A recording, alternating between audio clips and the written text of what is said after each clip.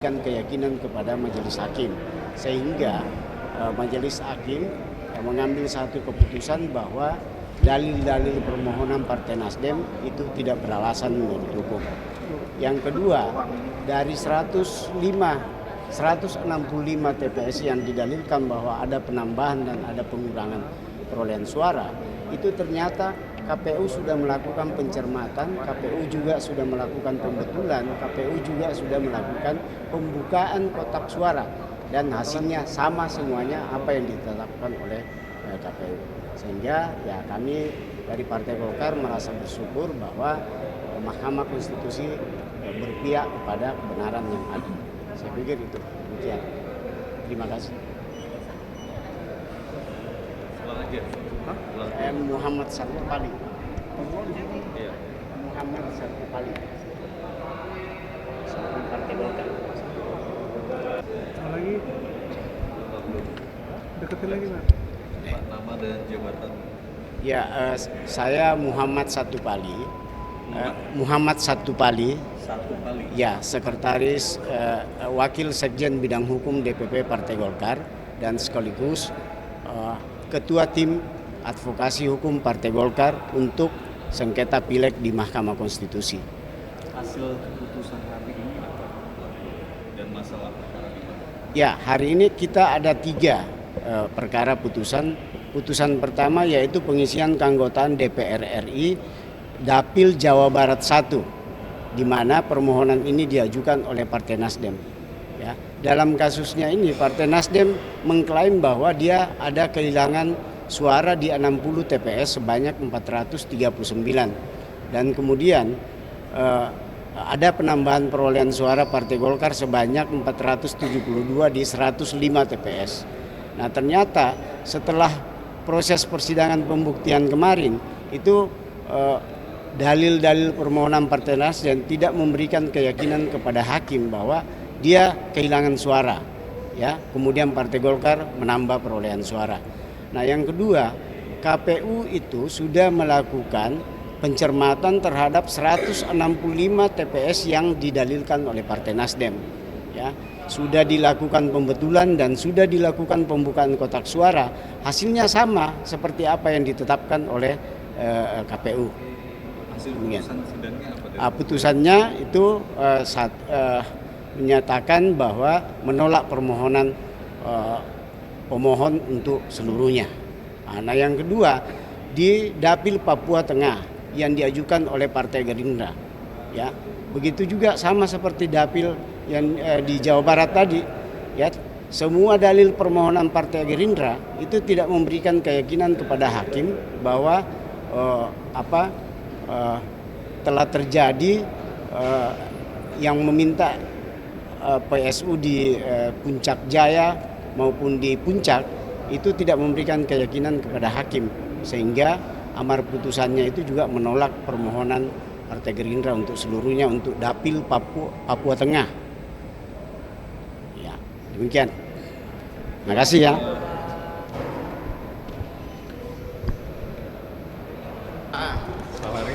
Putusan hari ini kan ada yang ditolak, ada yang dikabulkan sebagian, ada yang dikabulkan seluruhnya. Baik. Pak, tanggapan KPU dari beberapa hasil putusan perkara sampai sejauh ini gimana di hari ini? Ya, tentu kita ikuti semua proses pembacaan putusan perkara di MK ini, dan dari sesi pagi ini kita mendapatkan rekapan ada 10 perkara yang ditolak, kemudian ada 1 perkara yang PSU-nya di 1 dapil dan bahkan diminta untuk melakukan proses tahapan pencalonan kembali yang kaitannya dengan keterwakilan perempuan. Ada yang perintahnya penyandingan data, ada yang pemungutan suara ulang, penghitungan suara ulang, dan seterusnya. Tentu melihat situasi ini, kami pasti akan melakukan pembahasan di internal KPU untuk membahas bagaimana tindak lanjut dari putusan Mahkamah Konstitusi ini. Secara teknis tadi kita sama-sama mendengarkan, ada yang dikasih batas waktu 15 hari, ada yang 30 hari, ada yang 45 hari. Nah, tentu kita akan mengkonsolidasikan di internal kita untuk menyiapkan tindak lanjut dari apa yang sudah diputuskan oleh Mahkamah Konstitusi, sambil nanti kita lihat putusan-putusan yang lain di hari ini, besok, dan juga hari Senin. Pak, kalau yang menjadi concern utama bagi pihak KPU sendiri apa? Karena tadi kan ada yang diminta untuk penghitungan suara ulang sama pemungutan suara ulang. Bagaimana kesiapannya menanggapi? Ya, semuanya harus jadi concern kita karena kita memang penyelenggara pemilu, dan atas putusan yang sudah disampaikan di minimal 15 perkara pagi hari ini, pagi sampai siang ini kita akan melakukan pemetaan dan juga nanti sekalian kasus-kasus yang lain. Semua detail putusan akan kita pelajari, termasuk bagaimana skema tindak lanjut yang paling memungkinkan sesuai dengan durasi waktu yang diberikan oleh Mahkamah Konstitusi untuk menindaklanjuti dari putusan-putusan ini, sambil para pihak tentu menunggu salinan resmi yang diberikan Mahkamah Konstitusi. Jadi bagi kami semuanya masalah penting, kita seriusi sebagaimana seluruh proses pemberian jawaban alat bukti yang kita berikan, semuanya kita sampaikan secara maksimal, kita hadirkan jajaran kita.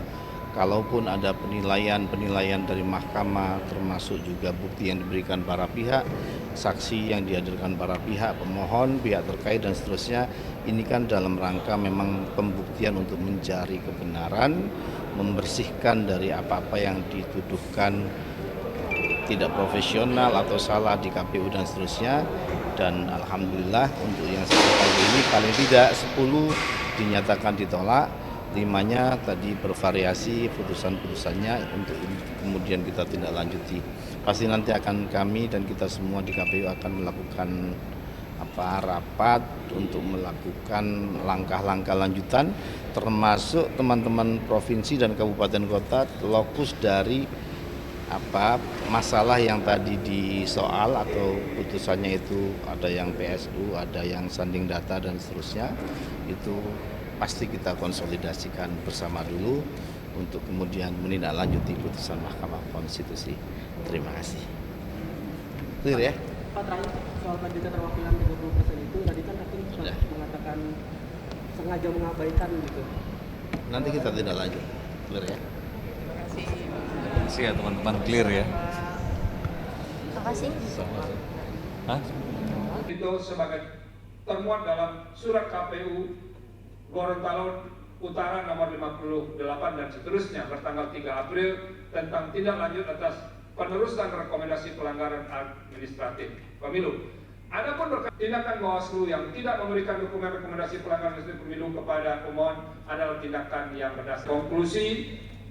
Berdasarkan penilaian atas fakta hukum sebagaimana diuraikan di atas, Mahkamah berkesimpulan 4.1 sampai dengan 4.4 dianggap untuk seluruhnya.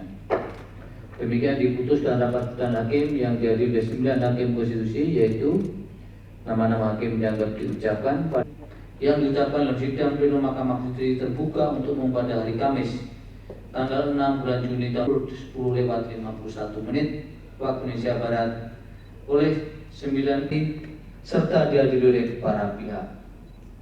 0401 Putusan nomor 04 dan seterusnya 2024.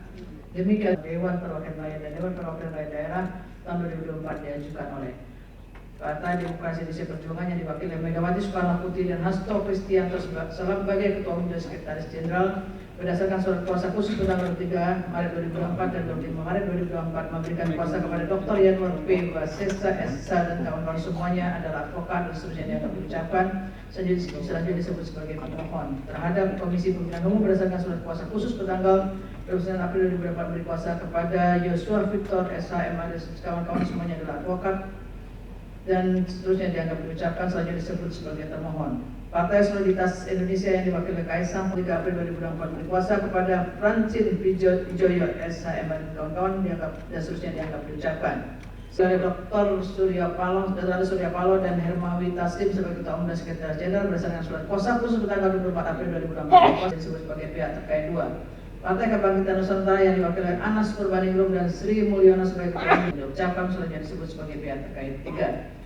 1, 2, dan seterusnya dianggap diucapkan. Duduk perkara dan seterusnya. 1. PSI tidak beralasan berhukum. Tenggang waktu pengajuan permohonan. 3, 4, dan seterusnya dianggap diucapkan. Permohonan diajukan masih dalam tenggang waktu sebagai pihak terkait. 2. Partai Nasdem mengenai kedudukan hukum permohonan adalah tidak beralasan berhukum. Sidang pleno terbuka untuk umum pada tanggal 21 Maret Mei 2024. Amar putusan aku menyatakan sebagai berikut dan seterusnya dianggap diucapkan. Menimbang bahwa sebagaimana pertimbangan hukum putusan setelah Mahkamah Konstitusi Tengah 3 dan DPR Papua Tengah dan PIP Papua Tengah 5 tidak dipertimbangkan lebih lanjut terhadap ketikan putusan aku selanjutnya Mahkamah akan menyatakan sah. Menimbang bahwa sebelum Mahkamah mempertimbangkan lebih lanjut pokok permohonan Mahkamah terlebih dahulu akan mempertimbangkan eksepsi lain dari termohon dan serta eksepsi para pihak terkait pertimbangan lebih lanjut. Dalam pokok permohonan, menimbang bahwa permohonan yang memohonkan pembatalan keputusan KPU 360/2024 dan puncak 4 dengan alasan yang pada pokoknya sebagai berikut. Angka 1 sampai dengan 12 dianggap diucapkan. Menimbang bahwa sebelum pertimbangan lebih lanjut mengenai pokok permohonan pemohon aku, Mahkamah perlu mempertimbangkan terlebih dahulu hal-hal berkenaan dengan keterangannya pada persidangan tanggal 27 Mei 2024, maka pengajuan saksi tersebut telah menyalahi perintah Mahkamah sebagaimana